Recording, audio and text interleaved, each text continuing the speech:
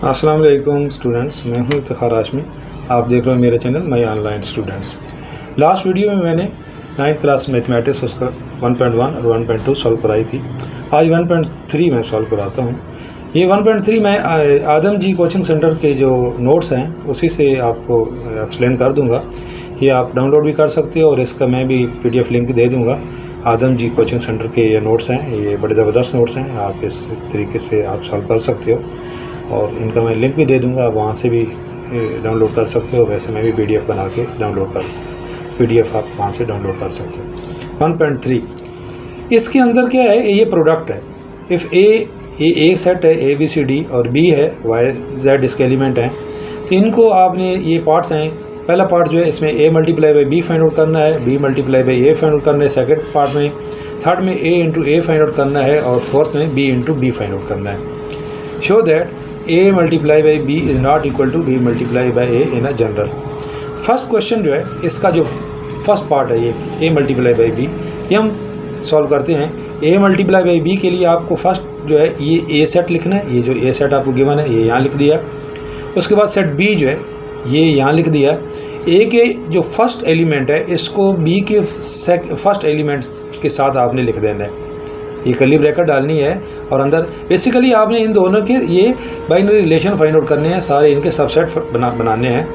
तो A into Y, ये आपने फर्स्ट A लिखना है। उसके बाद कॉमा डाल के इधर से भी पहला एलिमेंट Y आ गया, यानी कि A को आपने इन तमाम एलिमेंट से मल्टीप्लाई करना है।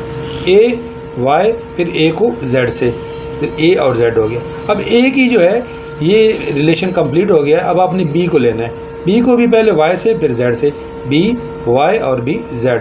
इसी तरीके से C को भी Y और Z से, तो C Y और C Z। Same D Y और D Z। तो ये इसके सारे बाइनरी रिलेशन बन गए हैं A इंटू B के। बस ये इसका आंसर है। इस तरह B इंटू A जब आप करोगे तो B सेट को पहले लिख लेना है और जो A सेट है उसको बाद में लिख लेना है। तो सेम अब Y को आपने सबसे 1 बाई 1 आपने लिखना है। Y इंटू A फिर Y इंटू B फिर Y इंटू C फिर Y इंटू D। ये यहाँ तक Y की रिलेशन बन गई। उसके बाद Z into A, Z into B, Z into C और Z इंटू D। ये आपका B इंटू A भी फाइंड आउट हो गया। अब A मल्टीप्लाई A का मतलब है A इधर भी सेट A लिखना है और इधर भी सेट A लिखना है। तो A इंटू A फिर A इंटू B फिर A इंटू C फिर A इंटू D फिर B into A, B into B, B into C, B into D।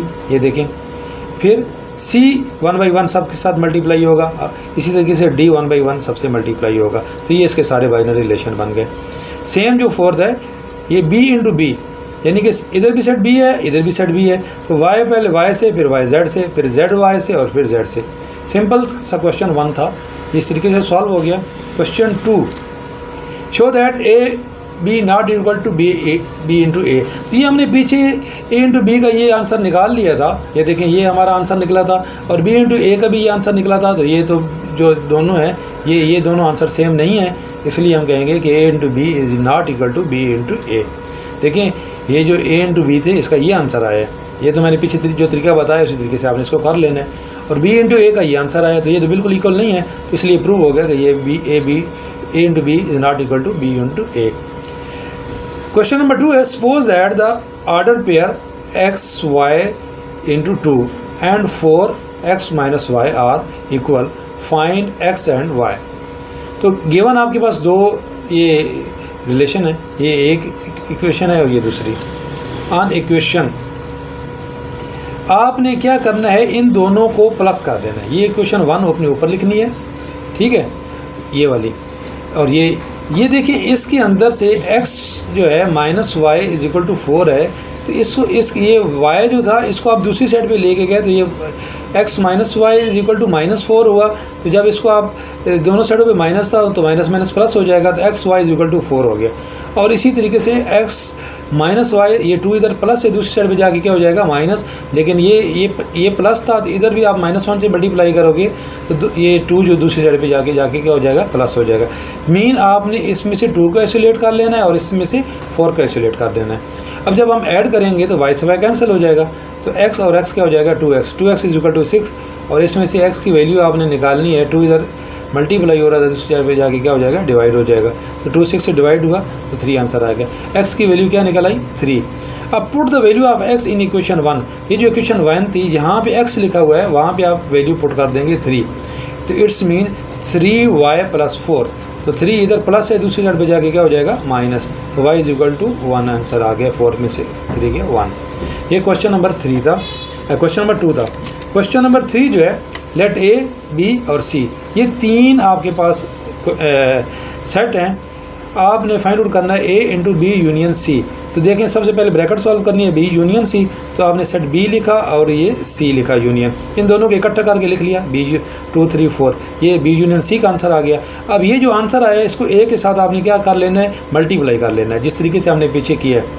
तो ये सेट ए लिखा है और ये इनका जो आंसर आया है ना, ये इधर लिख लिया। अब इनको जब मल्टीप्लाई करना है तो सेम वही, ए पहले इन सब से मल्टीप्लाई होगा, a × 2, फिर a × 3, फिर a × 4, ये लिख लिया। फिर b 1/1 सबसे मल्टीप्लाई होगा, तो ये इसका रिलेशन बन गया। ये क्वेश्चन नंबर 3 था। क्वेश्चन नंबर 4 जो है, ये भी बिल्कुल उसी प्रोसेस से आपने सॉल्व करना है। पहले a × b फाइंड आउट कर लेना है और फिर a × c फाइंड आउट कर लेना है। ये देखें, ये × b का आंसर आया और ये a × c का आंसर आया। तो इन दोनों को आपने क्या ले लेना है, यहाँ पे यूनियन ले लेना है। तो यूनियन का मतलब इन दोनों को इकट्ठा करके लिख लेना है। तो ये देखें, ये आपने इकट्ठा करके लिख लिया। इसी तरीके से a × b इंटरसेक्शन c। तो सबसे पहले तो आपने b intersection c find out करना है। तो इंटरसेक्शन आपको पता है कॉमन होता है, पिछली एक्सरसाइज में पढ़ चुके हैं। तो जो कॉमन दोनों में था वो सिर्फ 3 था। तो b इंटरसेक्शन c 3 आंसर आया। आप इसको a के साथ मल्टीप्लाई करना है। a के साथ मल्टीप्लाई करने का मतलब ये है कि a आपने पहले लिखना है। ये देखें, a × ये, तो ये सेट आपने लिखा और ये जिसका आंसर है ये इधर आ गया। अब a × 3, फिर b × 3, ये a 1/1, पहले a 3 से मल्टीप्लाई हुआ, फिर b 3 से मल्टीप्लाई हुआ। सेम जो है a × b intersection b a × c। तो पहले आप a × b फाइंड आउट कर लोगे, ये देखिए a × b का ये आंसर आ गया। फिर a × c फाइंड आउट करोगे तो उसका ये आंसर आ गया। अब इन दोनों का आपने क्या लेना है, इंटरसेक्शन। इंटरसेक्शन का मतलब है जो कॉमन पेयर है ना, सिर्फ वो लिख लेने हैं आपने। तो कॉमन पेयर ये देखें, a3 इसमें भी था, इसमें भी था, b3 दोनों में था। तो आपके पास ये a3 और b3 ये जो थे ये कॉमन पेयर आ गए। क्वेश्चन 4 है, for the sets given in question 3 find.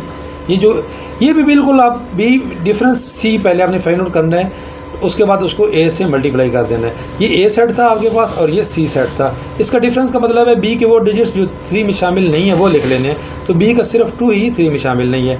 ये 2 आंसर आ गया। अब इसको a से मल्टीप्लाई कर देंगे आप।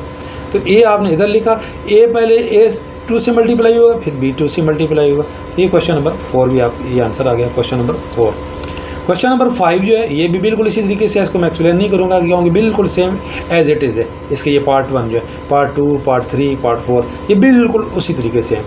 क्वेश्चन नंबर 5 जो है, इसके अंदर एक आपके पास a सेट है और ये b सेट है और ये c सेट है। फाइंड a - b, यानी कि a difference b × b difference a।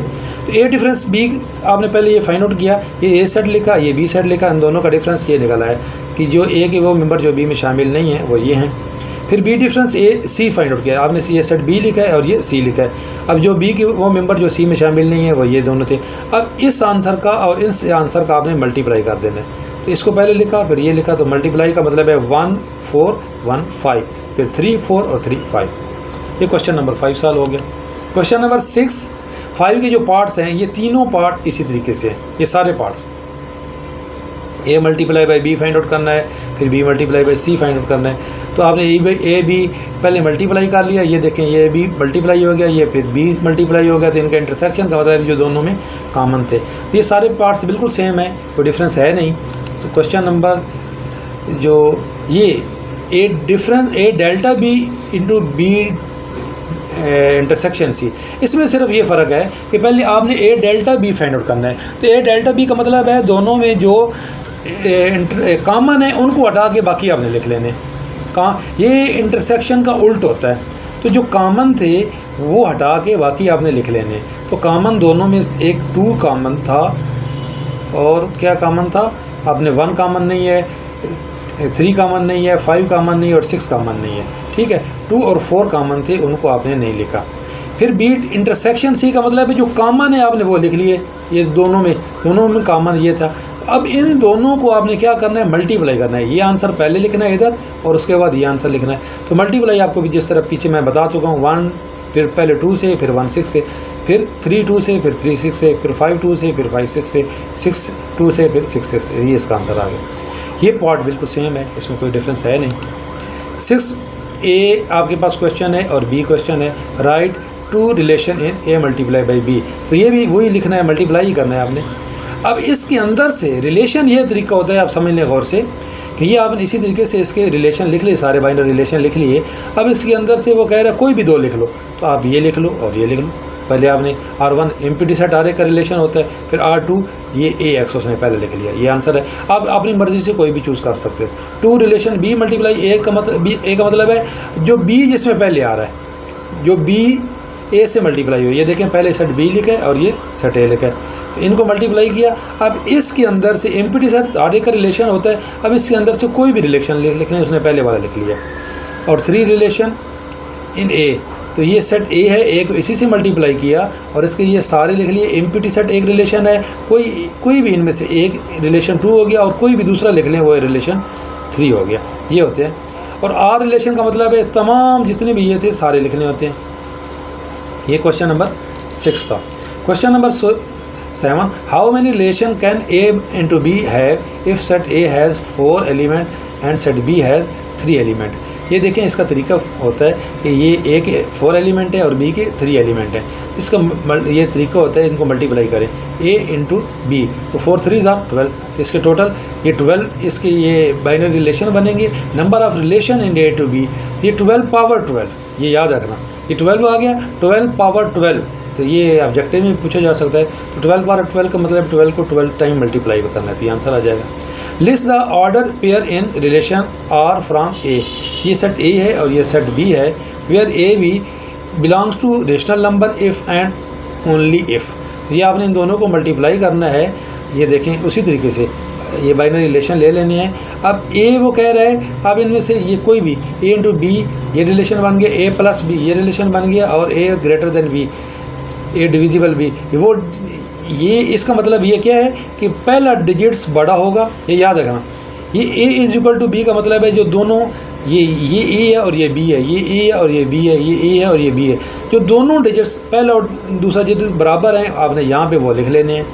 फिर A plus B is equal to 4, किस 2 डिजिट्स को प्लस करो तो आंसर 4 आए, ये वो आंसर है। ये इधर वो लिख लें। देखो ये 2 और 2 4 होता है, और 3 और 1 4 होता है, और 3 और 1 4 होता है। तो आपने सारे वो लिख लिए जिन दोनों को प्लस करो तो आंसर 4 आए। A ग्रेटर देन B का मतलब है पहला डिजिट जिसमें बड़ा है दूसरा छोटा है, आपने सारे वो लिख दिए। देखें पहला डिजिट्स बड़ा है, यानी कि A बड़ा है। और इसमें A डिविजिबल B का मतलब है कि A 2 के टेबल में आता हो, तो ये जो ये सारे भी हैं आते हैं दूसरे के टेबल में आता हो, और ये जिसके आइट पे 0 है वो भी आते हैं। तो A डिविजिबल बाई B कि B जो है वो A के टेबल में आते हैं। इफ़ A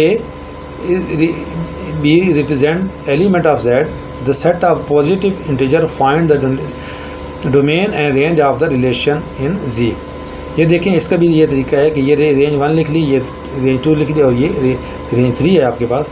तो सोल्यूशन एज ये आपके पास जो है आंसर आ गया इसका 1 2 3 और 2 plus B, 2A plus B का मतलब है 2 को ऐसा डिजिट जिसमें मल्टीप्लाई करो तो आंसर और उसमें P प्लस करो तो आंसर 10 आए।